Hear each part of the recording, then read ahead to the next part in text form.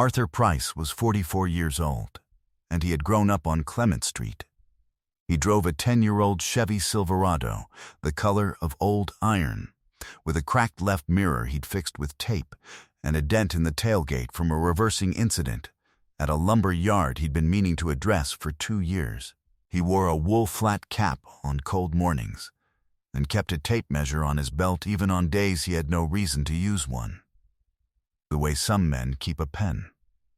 Because you never know when you'll need to measure something, and because a man who doesn't have his tools isn't fully himself. He was a licensed contractor and the founder of Price & Sons Renovation, a firm with 11 employees, no sons yet, and a name he had chosen because he intended to have them someday, and because names, like foundations, should be built for what you're planning, not just for what you have. He had grown up on Clement Street, apartment 4C of a building his mother had rented for 30 years. A 6-story brick building at the corner of Clement and Faro that housed 19 families, a coin laundry in the basement, and a landlord named Mr. Osai, who had kept the boiler running through 4 decades of winters by sheer force of stubbornness.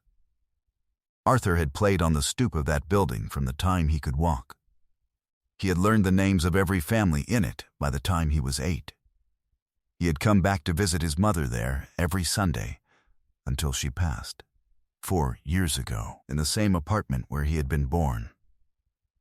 On a Thursday evening in March, his wife Serena told him he was nothing and always had been, that she was done pretending otherwise, and that if he was going to act like a man with nowhere to go, he might as well go sleep on the street where he belonged.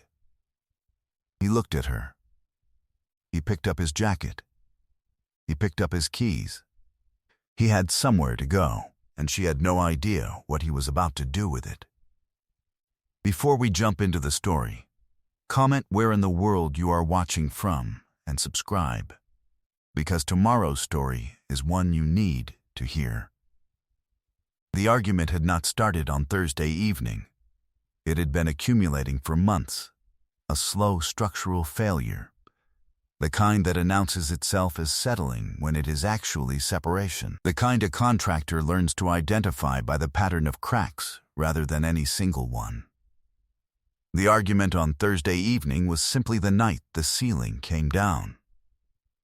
Serena had told him, for the 3rd time in as many months, that he was not who she had thought he was. That Price & Sons was a handyman operation with a pretentious name, that his ambitions were a performance for people who were too polite to say what they actually thought.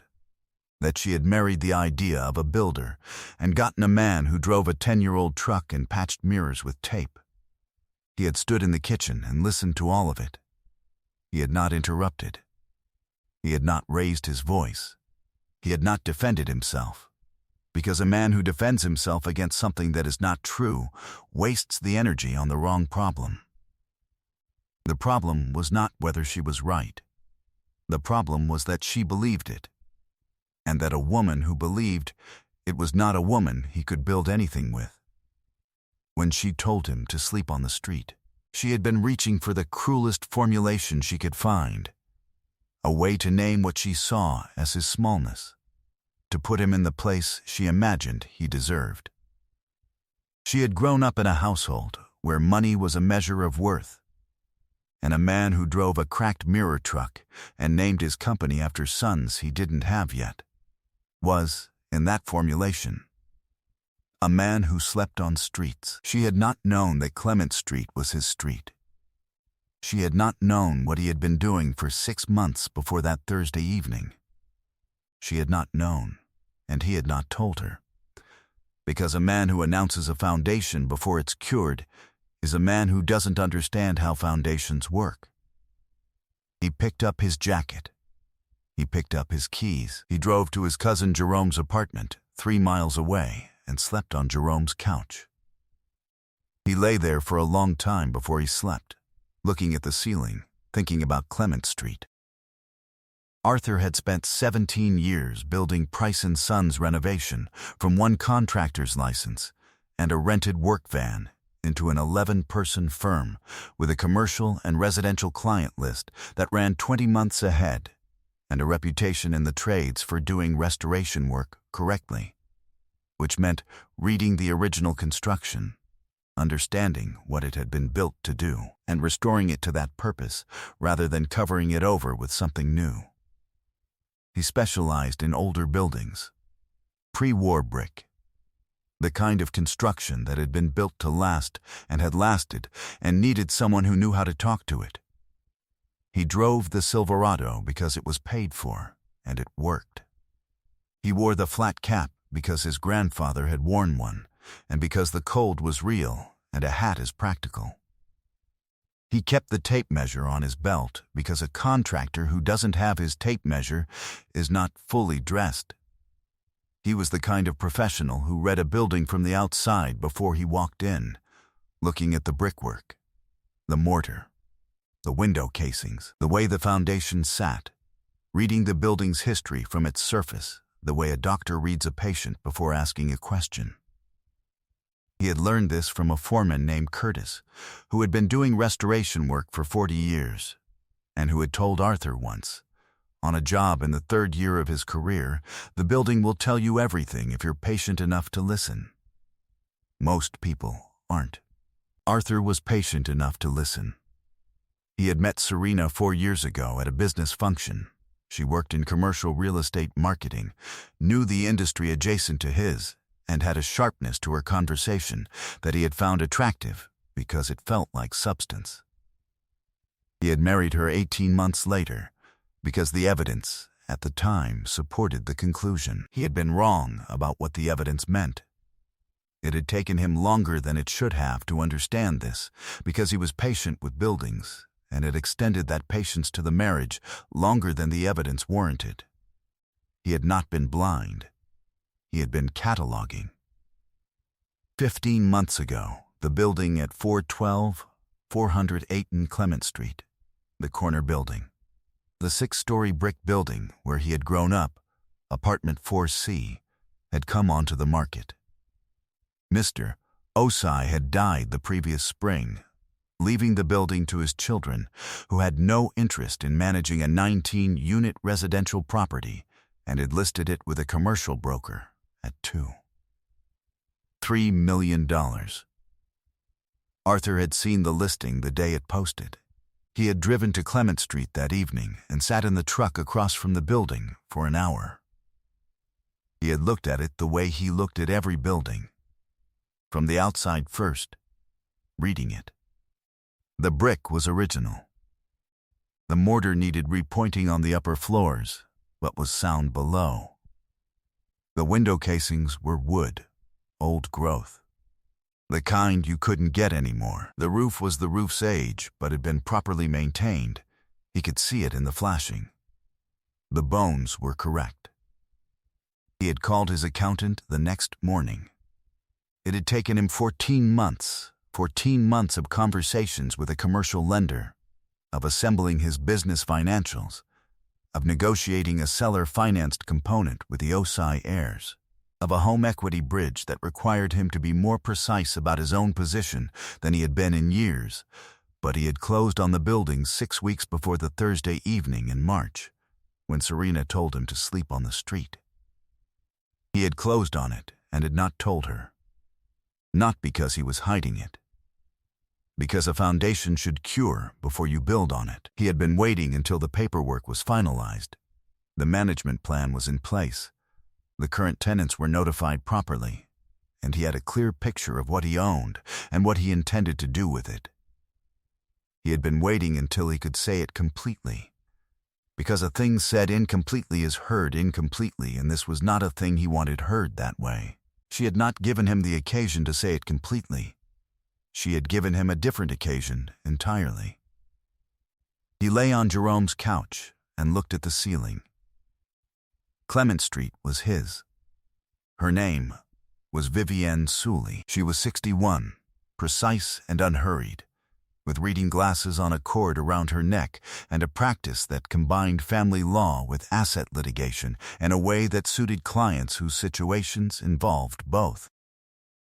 She had been referred to Arthur by his commercial attorney, the one who had handled the Clement Street closing, who had called her on Arthur's behalf the Friday morning after the Thursday evening, before Arthur had said a word about what he wanted to do. She had time at 11:00. He was there at 10:48. She poured coffee from a pot in the corner of the conference room and set a mug in front of him and sat down and said, "Tell me everything, in order."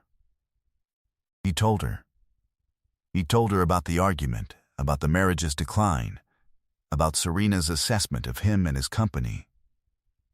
He told her about Clement Street, the listing, the 14 months, the closing 6 weeks ago. He told her about the management plan he had spent the previous 2 months building. 3 of the 19 units to be renovated and held as short-term rental inventory, the remainder maintained as long-term residential at current rates with a planned renovation cycle. He told her about his projections, which his accountant had stress-tested twice. Vivienne listened to all of it without interrupting. When he finished, she was quiet for a moment. Then she said, "The building is in your name alone?" He said, "It closed in the name of Price & Sons Holdings, LLC, my LC, sole member." She said, "And the marriage predates the purchase by how long?" He said, 4 years.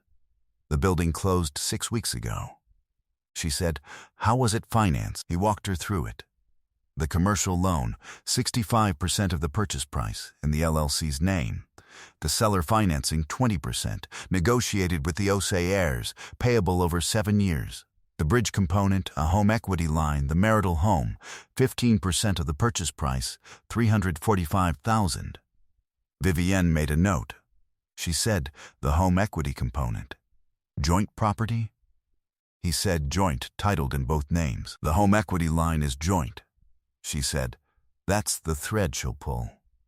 She set her pen down. She looked at him. "The building itself, purchased through your LLC with business financing and a seller note, that's a business asset, protected by the corporate structure.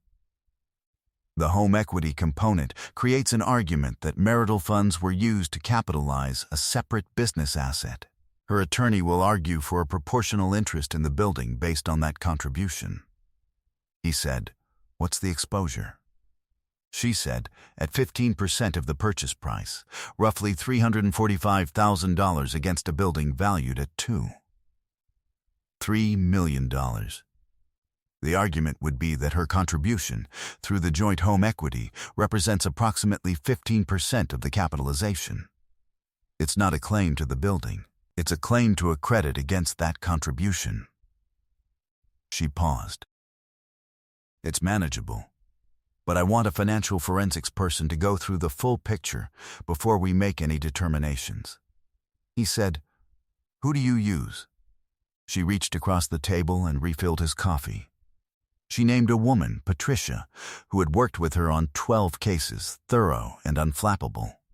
She said she'd have Patricia's analysis within 10 days. He said, "All right." She said, "One more thing. You closed on this building 6 weeks ago and haven't told your wife." He said, "I was waiting until the management plan was settled." She looked at him. "She's going to say you hid it." He said, "I know." She said, "Is there documentation of the timeline? The 14 months of the acquisition process, lender conversations, the seller negotiation, the financials you assembled?" He said, "Every email, every term sheet, every revised projection, dated and filed." She looked at him for a moment. Then she said, "Good. That's the difference between a man who hid an asset and a man who was building something before he announced it. The documentation makes that case. He didn't move fast. He moved the way he moved through a complex renovation, with the sequencing correct, each phase complete before the next one started. No shortcuts in the load-bearing sections." Patricia's analysis came in 8 days. The financial picture was clean. The LLC capitalization was documented. The home equity contribution was the only threat available, and Patricia's analysis showed that against the current appraised value, she had commissioned an independent appraisal, which came in at $41 million. Given the current market, the marital contribution of $345,000 represented 3% of the total asset value. The credit, in a dissolution context, would be against that 3%, not against the building, against the equity. Vivienne filed the dissolution petition on a Tuesday morning. The petition was precise and complete. It disclosed the building, fully, voluntarily, with the complete acquisition documentation attached. It characterized the building as a business asset of Price & Sons Holdings LLC, with a marital credit claim identified and quantified. It proposed a settlement structure, the marital home to be sold, proceeds split equally, the home equity line to be retired from Arthur's share of the home sale proceeds, a cash payment to Serena representing the 3% marital credit against the building's equity, calculated at $155,000. It was not a lowball offer. It was a correct one. Arthur had told Vivienne, "Give her what the math says she's owed, not more, not less." Serena was served on a Thursday. Her attorney, a woman named Sandra Holm, who practiced high-asset family law and had a reputation for finding the overlooked asset, called Vivienne the same afternoon. Vivienne described the disclosure package. There was a pause on the line. Sandra said she'd need time to review. She took 10 days. Then she came back with a counter, a 25% claim against the building's equity on the theory that the marriage had supported Arthur's business development over 4 years and that the building was a product of marital enterprise. Vivienne sent back the acquisition timeline. 14 months of documentation. The first lender conversation predated the marriage's visible deterioration by 6 months. The seller negotiation had begun a year before the Thursday evening. Patricia's analysis showed the business's growth trajectory over 17 years, steady, consistent, independent of any particular personal circumstance. The building had been acquired through the business. The business predated Serena by 13 years. Sandra came back in 5 days at 18%. Vivienne came back at 3%. The math. They settled at 15%. Arthur wrote a check for $160,000. The marital home sold 4 months after the petition. He took his half. The dissolution was final 7 months from the Thursday evening in March. He never raised his voice. He never made it personal. He gave her what the math said she was owed, and not a dollar beyond it. And he did it because he was a man who worked from correct numbers, and because the building was worth far more than the argument, and he intended to keep both his dignity and the building. He kept both. It did not happen all at once. In the first spring of his ownership, Arthur renovated 3 units on the 4th floor of 418 Clement Street. He did the work himself, on weekends, with 2 members of his crew who had been with him for 9 years and who understood that some jobs are personal. He stripped the plaster to the brick, original 1924 brick, handmade. The kind that had a warmth to it that modern masonry cannot replicate, and he left it exposed because it deserved to be seen. He refinished the floors. He replaced the window casings with matching old-growth wood he had sourced from a salvage operation upstate. Because the building had been built a certain way, and restoring it meant restoring it correctly, not substituting something cheaper that merely resembled the original. He repointed the mortar on the upper floors over the course of 6 weekends. He was on the scaffolding himself, working methodically from the top down. The way restoration work is always done, you work from the highest point so that what falls doesn't damage what you've already completed. The 3 renovated units opened as short-term rentals in July. By September, they were running at 80% occupancy. By December, the building's gross revenue had exceeded his first-year projections by 14%. His mother's old apartment, 4C, he had not renovated. He had repainted it and replaced the fixtures and ensured that the family living in it, a woman named Mrs. Ashe Ampong, who had been a tenant for 11 years, had everything she needed. He had reduced her rent by $200 a month. He had not told her why. She had sent him a card that said, "Your mother would be pleased." He kept the card in his jacket pocket until it wore soft at the folds. Price & Sons renovation had its best year on record. The commercial pipeline had grown to include 2 historic preservation contracts with the city. The kind of work that requires a contractor who understands old buildings, who can read the construction beneath the surface and restore it to what it was built to do. He hired a 12th employee in the fall, a 13th in January. He answered every call the same day. He kept the tape measure on his belt. On a Sunday morning in early April, Arthur Price drove to Clement Street and parked across from the building where he had grown up. He sat in the truck. For a moment, the morning was clear, and the street was quiet the way Sunday mornings are quiet. Not empty, just at rest. The particular rest of a neighborhood that has been awake all week and is taking its hour. He could see the repointed mortar on the upper floors, pale against the older sections, new work that would weather to match in a few years. He could see the 4th-floor windows, the ones behind which he had exposed the original brick. He could see the stoop where he had played every afternoon of his childhood, the same stoop, the same stone, worn smooth by 30 years of feet that had crossed it on the way in and out of lives. He thought about his mother in 4C. He thought about Mrs. Achampong in 4C now, and the card in his jacket pocket, worn soft at the folds. He thought about the Thursday evening in March. He thought about what Serena had meant when she said it, the smallness she had been reaching for, the image of him she had been trying to complete. A man with nowhere to go. A man who slept on streets. He looked at the building. His building. His brick. His mortar. His old-growth window casings. His tenants. His revenue. His name on the deed.